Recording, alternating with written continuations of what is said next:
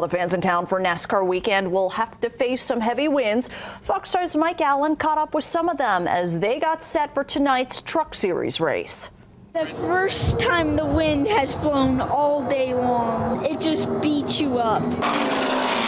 Fans filled up the hill where RVs come to watch the races at the Las Vegas Motor Speedway amid some heavy wind this time around. Some are not worried about it. Wind's whatever, it's just another element. Put another coat on or something to protect and you'll be fine. And some are very prepared, like Peter Arras, whose friends got him ready for the dust that'll come with this wind. They gave you the goggles when the wind starts blowing and the sand comes out. We put these on.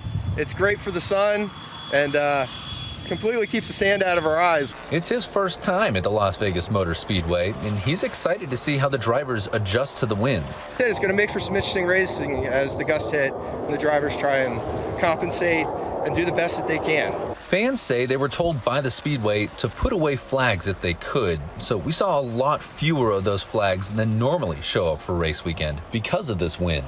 At the Speedway, Mike Allen, Fox 5 News, local Las Vegas.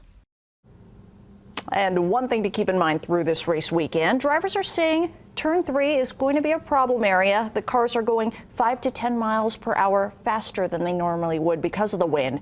Some mention they will have to adjust their strategy.